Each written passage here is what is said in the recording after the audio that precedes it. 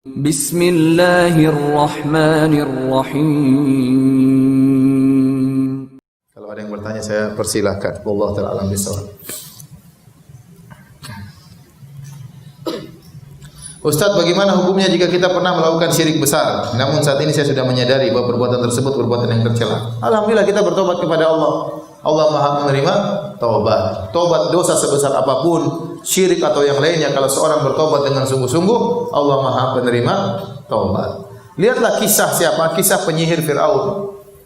Waktu berduel dengan Nabi Musa alaihissalam. Itu para penyihir, profesi mereka adalah menyihir. Berpuluh-puluh tahun mereka cari duit dengan apa? Menyihir. Dan kita tahu sihir itu syirik. Akhirnya mereka berduel dengan Nabi Musa alaihissalam. Akhirnya mereka sadar. Mereka sadar tidak sampai satu hari. Mereka sadar, mereka sujud, dibunuh oleh Fir'aun, masuk surga semuanya. Menutup puluhan tahun kesyirikan yang mereka lakukan. Oleh karena kalau orang pernah berbuat syirik, tinggal bertobat kepada Allah dan bertekad untuk tidak kembali lagi.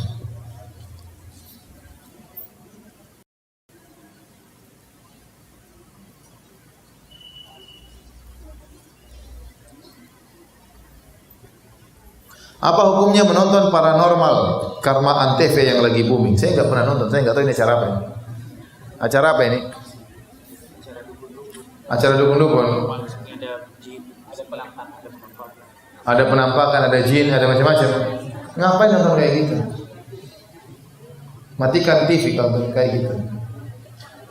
Dan saya dulu punya kawan bekas produser, sekarang udah ngaji. Dia bilang, Ustaz gitu banyak buat-buatan, main-mainan. Dibuat acara, wah, itu mereka sudah, itu sandiwara. Banyaknya apa sandiwara. Ente dibodoh-bodohin sama mereka. Jadi acara-acara yang di situ ada pengagungan terhadap jin, penampakan, uka-uka, ini macam-macam, enggak usah. Ngapain? Ngabisin waktu. Tunggu lagi nonton jam 12 malam, tungguin. Belum keluar jinnya. Gitu jinnya keluar ketakutan. Itu ngapain bodoh-bodohin diri? Kurang kerjaan. Ini baca Quran, zikir. Akhirnya apa? Timbul rasa takut. Anak-anak kalau nonton sudah ketakutan luar biasa.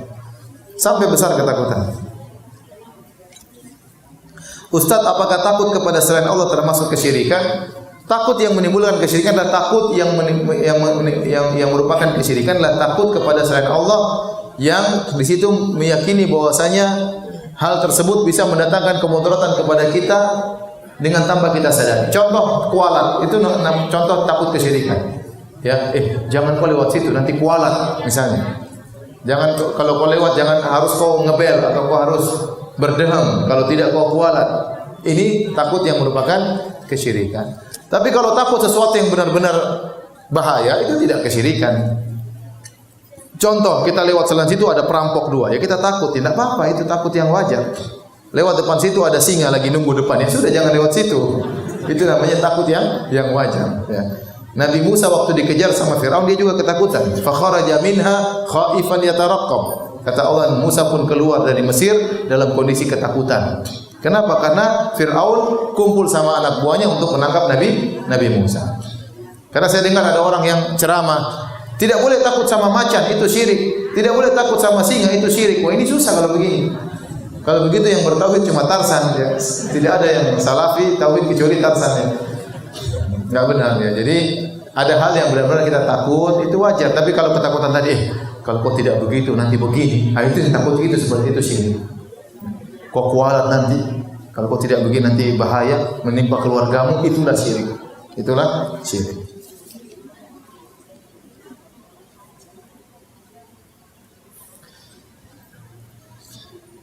Ustaz, sebagian orang meyakini bahwa adanya angin rihul ammar. Apa itu? Katanya siapa yang kena angin tersebut, orang itu kena penyakit. Apa itu angin? Kalau masuk angin ya benar sakit, kena di bawah AC masuk angin. Tapi kalau angin namanya angin rihul ammar, ini angin apa ini?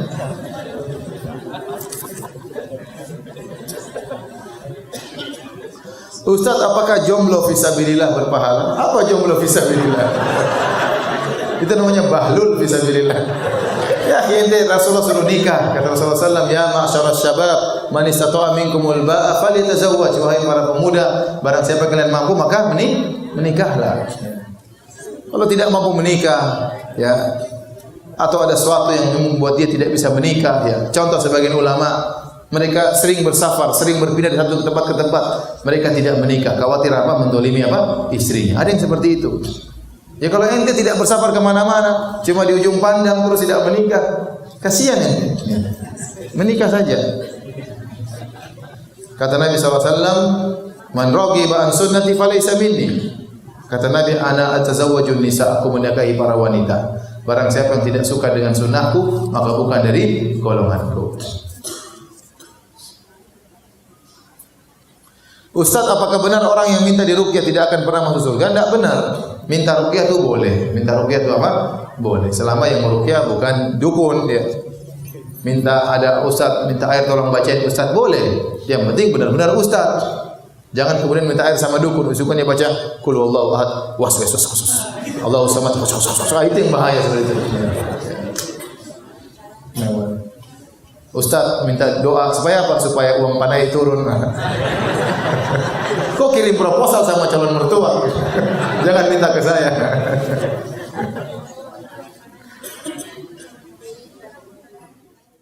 Keluar dari keutamaan. Keutamaan itu masuk surga tanpa hisab. Ya. Kalau orang minta diruqyah, dia bisa masuk surga, tapi mungkin dihisab terlebih dahulu. Dihisab terlebih dahulu.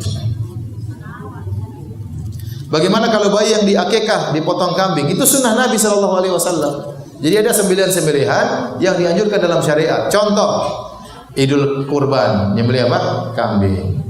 Contoh, akikah, nyembelih apa? Kambing. Contoh, tatkala haji juga nyembelih kambing. Orang yang berhaji juga nyembelih kambing. Contoh, tatkala orang haji atau umrah melakukan pelanggaran, juga dianjurkan menyembelih apa? Kambing. Seperti itu ya. Jadi ini 9 yang merupakan ibadah. Yang tidak boleh tadi nyembelih kambing untuk bangun jembatan, ditujukan kepada jin, ini tidak boleh.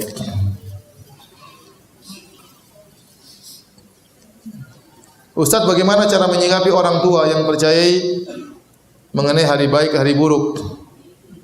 Karena dan beliau sangat meyakini hal ini. Nasihati baik-baik.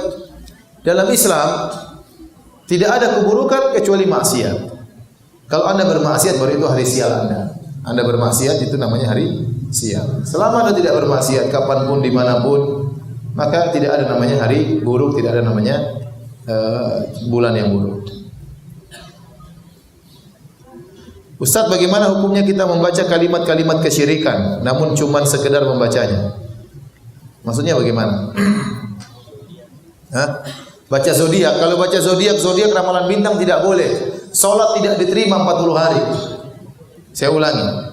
Para ulama sebagian mengatakan orang baca bintang Sagittarius, bintang Scorpio, bintang Libra, ini tidak boleh. Kalau dia baca zodiak, salatnya tidak diterima 40 hari karena hukumnya seperti kedukun.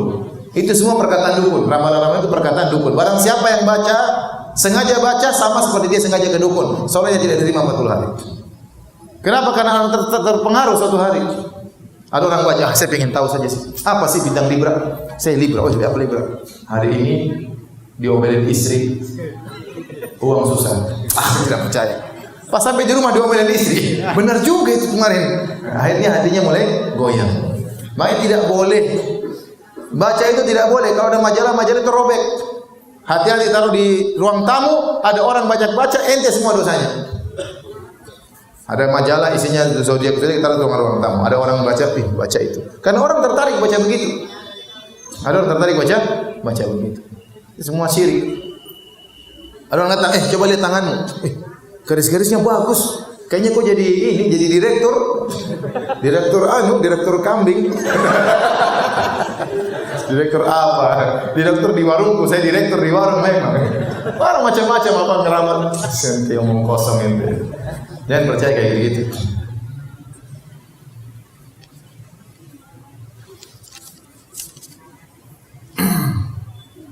Bagaimana hukum memakai gelang atau kalung yang dipercaya menjaga kesehatan? Ini dilihat. Kalau ternyata gelang tersebut benar-benar menurut penelitian para dokter benar-benar bermanfaat, bukan perkataan para penjual ya. Jangan percaya sama penjual. Penjual oh ini gelang ini enggak. Memang menurut ahli benar-benar ada hal yang bermanfaat, maka itu bukan syirik.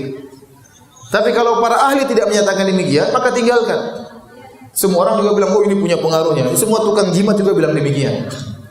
Tapi kalau ada penelitian memang benar-benar pakar para dokter yang bukan para penjual, ya, mengatakan ini baik, maka berarti tidak jadi masalah. Karena secara ilmiah itu bisa dibuktikan.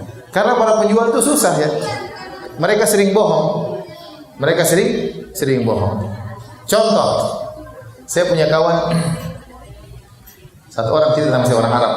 Kata dia, Ustaz, kakak saya itu sangat temperamental, mudah sekali marah. Iya kan? Iya. Pernah satu hari saya sama kakak saya, kita beli durian. Terus kakak saya tanya, ini durian manis kah? Kata penjualnya, oh manis. Coba silakan Pak, manis semuanya.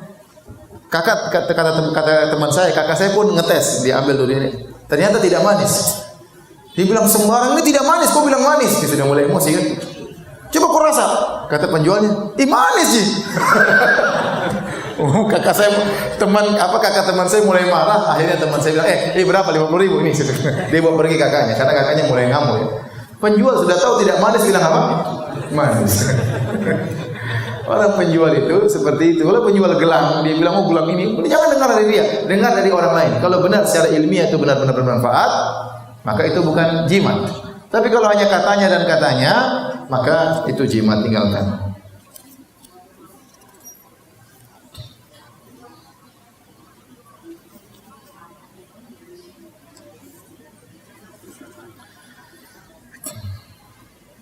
Apakah dosa apa yang kita dapatkan jika pergi ke dukun untuk meredakan hujan karena banyak orang percaya? Ini dosa syirik, bahaya. Suruh dukun-dukun itu ke Jakarta biar tidak banjir.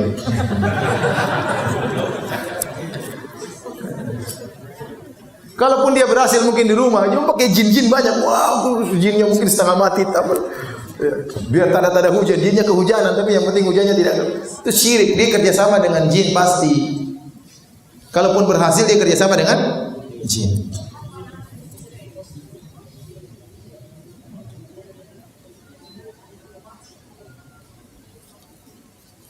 Bagaimana cara menasihati keluarga yang masih sering mengirim makanan kepada orang sudah meninggal? Ya akhi, banyak orang-orang miskin yang masih hidup, kita kirim makanan. Ngapain kirim makanan sama orang sudah meninggal? Ini kirim apa? Kirim kopi. Kenapa? Bapak saya suka kopi waktu masih hidup. Ini sudah mati, gimana aku kasih kopi? Kasih banyak orang miskin pengin minum kopi. Ya, kasih kopi, kasih pisang goreng sama songkol. Terus taruh di kuburan bapak. Ya, subhanallah. Orang Islam meyakini kalau orang sudah meninggal, ruhnya itu masuk dalam alam apa? Barzakh, tidak bergentayangan. Keluar sana keluar sini cari songkol, tidak ada. Itu enggak benar ya.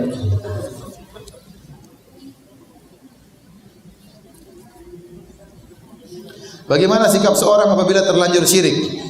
Ya sudah, bertobat kepada Allah. Dosa apapun kalau bertobat kepada Allah diterima tobatnya. Sudah sampai sini saja kajian kita ya.